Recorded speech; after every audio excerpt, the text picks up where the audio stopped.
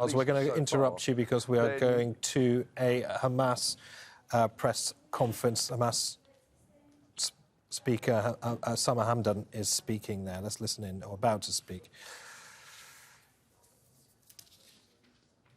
So as I mentioned there, we are just waiting for Osama Hamdan, the Hamas representative, to begin speaking.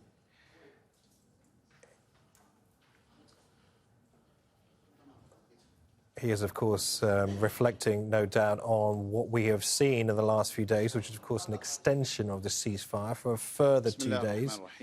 Let's listen in. ولنصبرن على ما أذيتمونا وعلى الله فليتوكل المتوكلون.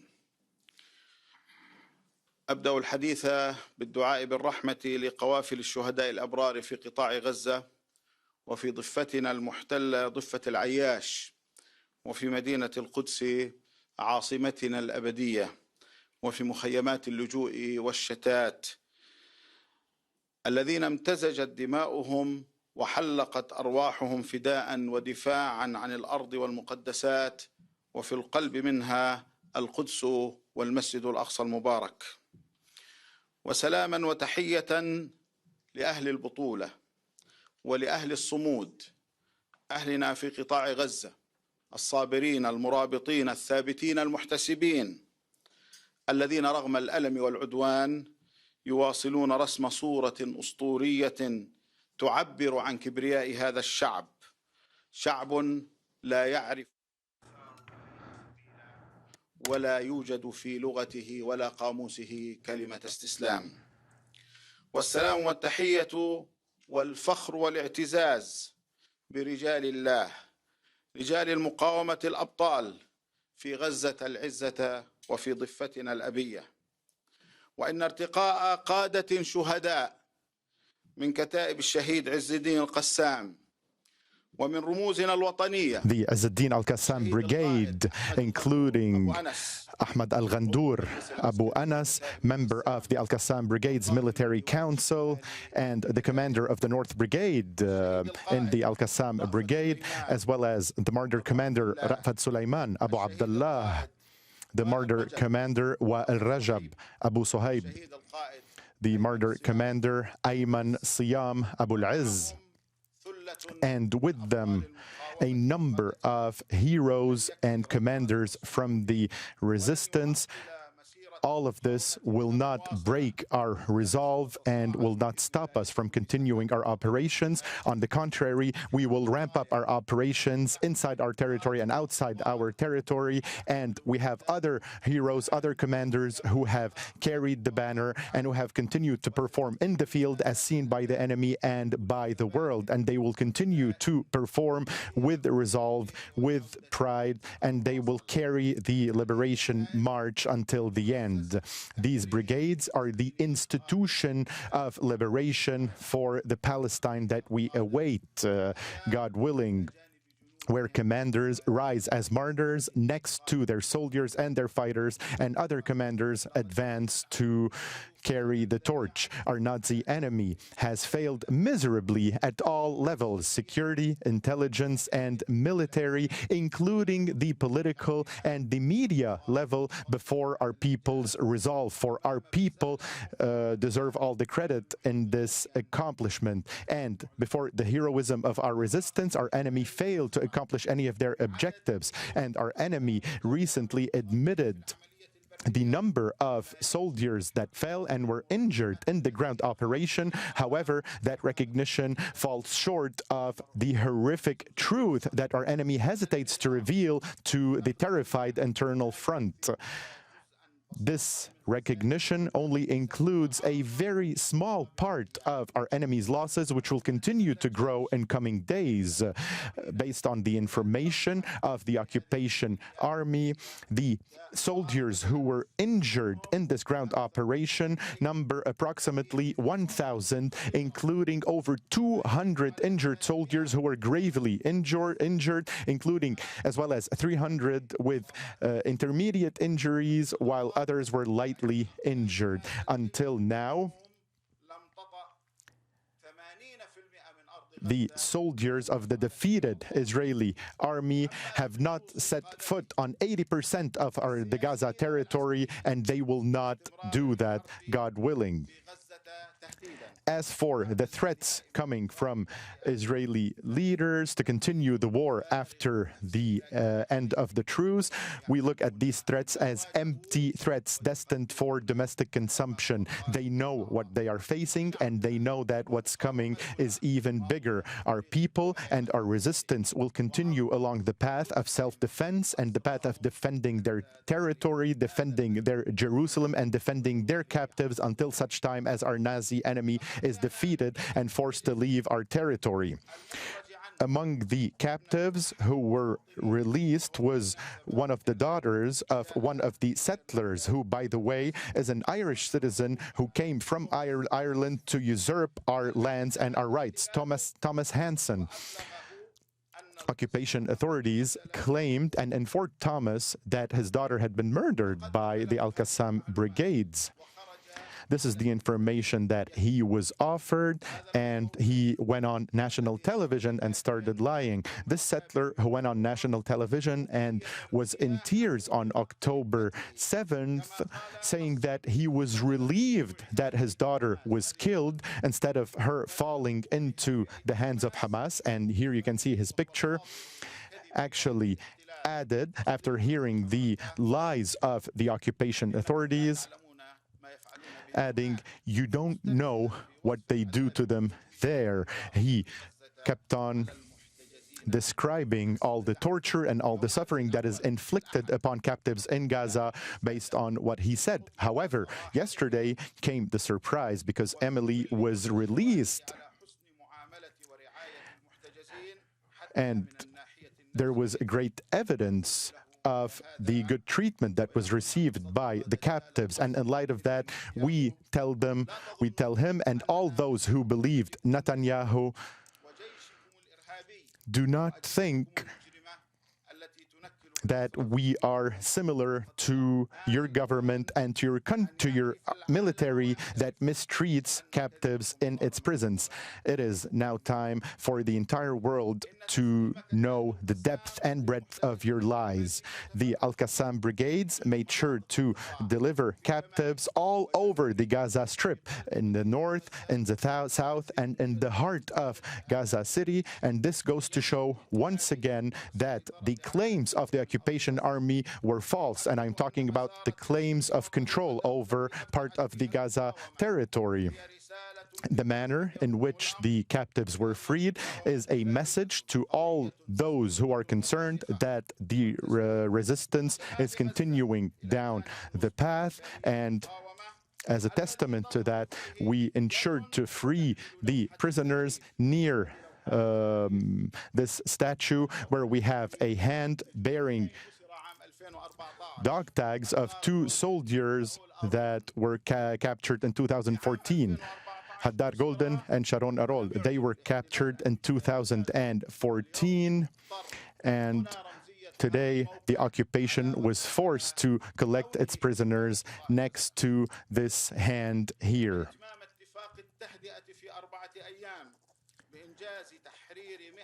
The 4-day truce secured the release of 150 Palestinian prisoners, including women, young men, and children. And this is a national accomplishment. The released prisoners included people from all over the territory, from Gaza, from the West Bank, from Jerusalem, and the 1948 territories. And this is only a prelude to the promise we've made to all of our detainees that are still languishing in Israeli prisons.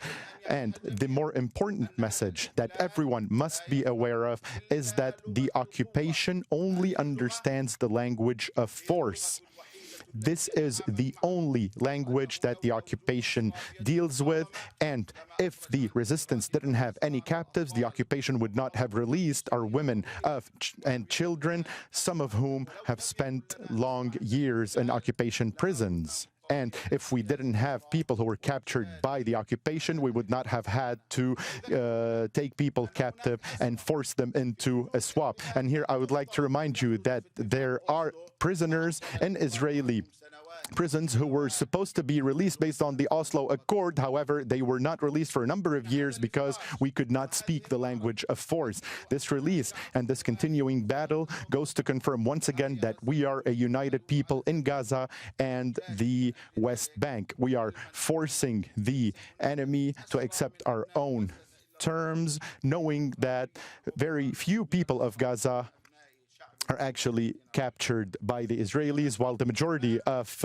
Palestinian captives come from the West Bank. And here we would like to reiterate that we will remain resolute in our land and we will continue to defend our land despite the sheer destruction and the ethnic cleansing and the genocide that we are going through. Our resistance will continue to defend our people and their aspirations for liberation and return, and our position will remain steadfast and unwavering in rejecting all plans seeking to find solution or imposing suspicious agendas that are outside the will of the Palestinian people and the Palestinian resistance. And we warn of any attempt to deal with such efforts because this will only represent an act of treason.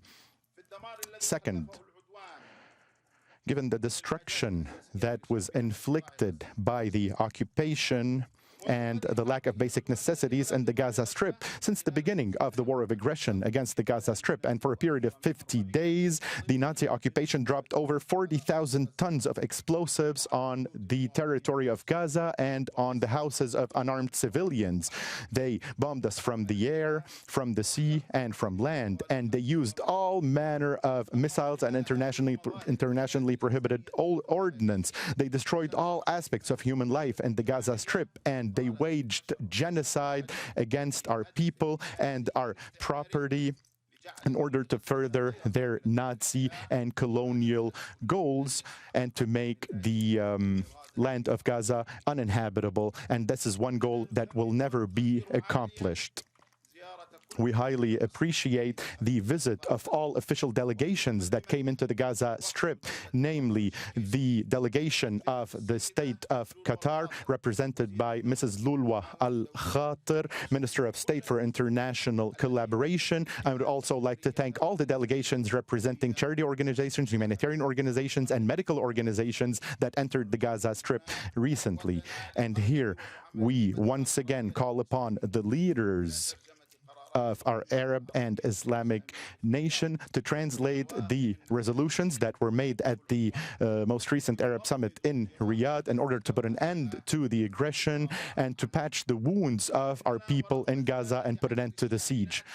Despite the increase in the number of trucks carrying humanitarian aid that entered the Gaza Strip, we once again reaffirm that they are not enough to meet the basic needs of the people of the Strip, and therefore we call for increasing the number of trucks entering the Strip on a daily basis in order to fulfill the dire humanitarian needs all over the Strip.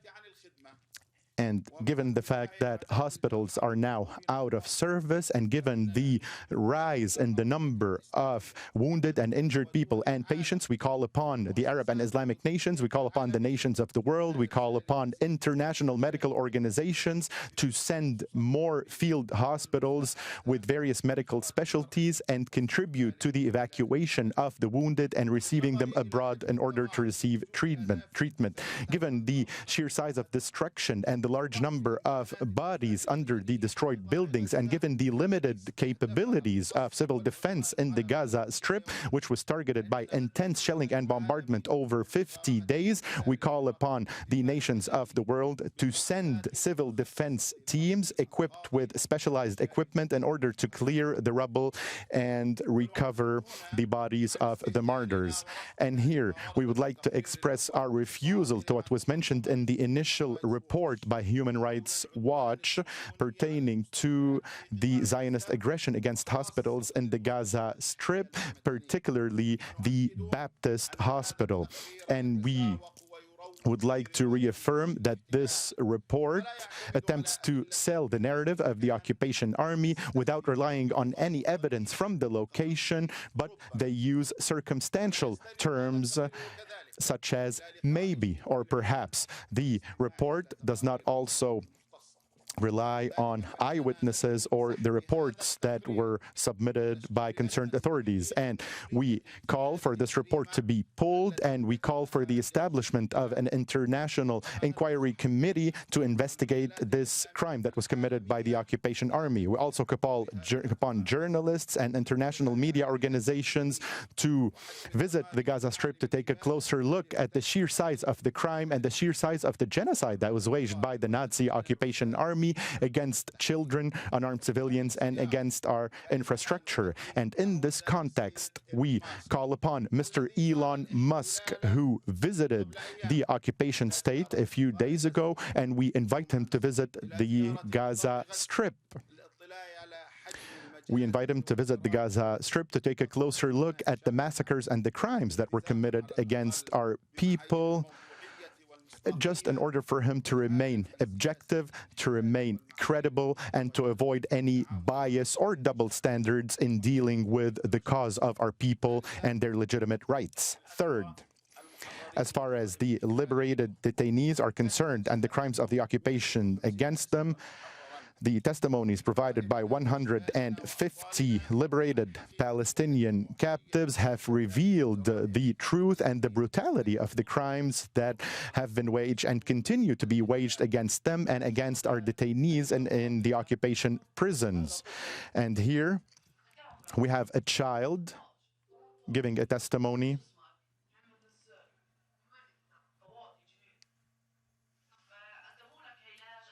Were you offered treatment? Nothing. I was not offered anything. Who gave you this? The Red Cross. Just now? Yes, just now. My finger was broken and my arm was broken. When did they hit you? 1 week ago.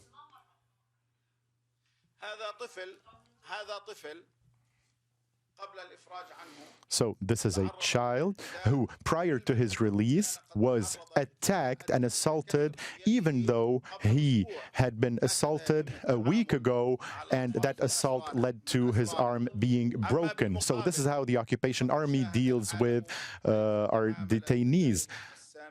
On the flip side, the whole world saw how Al-Qassam brigades treated the detainees that were in our custody, including women and children, and this shows the moral fiber that we have and the moral fiber that the Nazi occupation army lacks. And here you can see the footage depicting the manner and the condition in which the detainees were released, and look how they are walking next to the Al-Qassam combatants, even without any anxiety, without any suffering, because they received an excellent treatment from our combatants.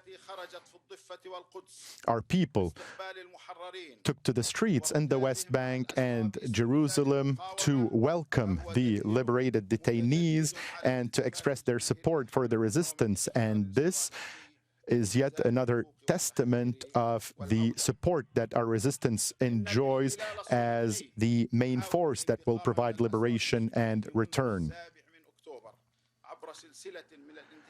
The Israeli occupation continues to carry out violations and crimes that only demonstrate the fear of the occupation from our resistance and from our people. And unfortunately, we are not hearing a sound out of humanitarian organizations and institutions. The occupation used all means to conceal the reality of their detainees that was released as part of the prisoner swap. And over the last few days, there were a number of desperate attempts to conceal the humane treatment that they received while being detained by Al-Qassam, because that truth actually exposes the Zionist narrative. However, one female detainee actually sent a letter to Al-Qassam brigades in which she expressed her thanks and her gratitude. And here you can see the letter she wrote in her own handwriting in Hebrew.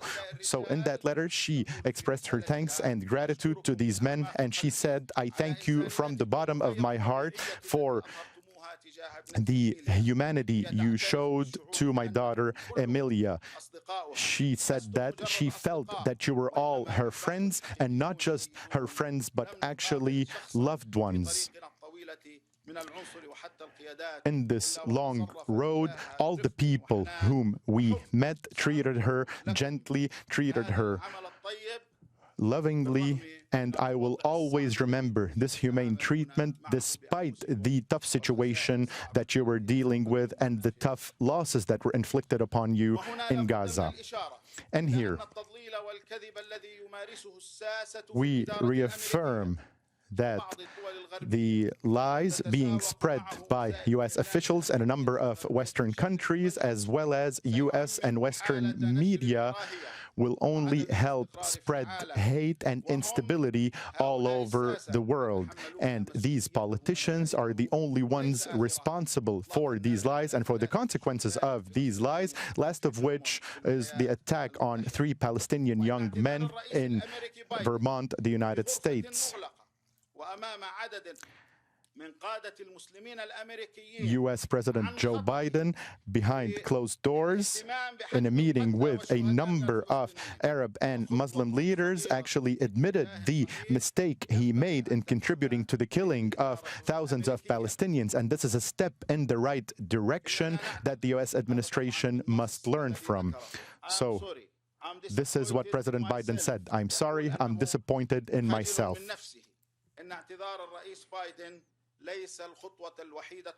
However, President Biden's apology is... You're watching Al Jazeera. That's the tail end of a press briefing by Osama Hamdan. He's a representative from Hamas. Unfortunately, we lost the first few minutes of that, but he was saying a prayer at the beginning of that press conference. A lot to unpack there. Clearly, a lot of competing narratives between Hamas's view of this conflict and what the Israelis are saying. It is interesting on a day in which Israel has made public the number of its soldiers that have died in the conflict that Hamas feels the need to also reflect on its losses too, saying it would, if necessary, ramp up the operation, saying that we have other heroes and commanders, his words, ready to carry on the torch. Also said that at least 80% of the territory of Gaza was yet to be stepped on by Israel.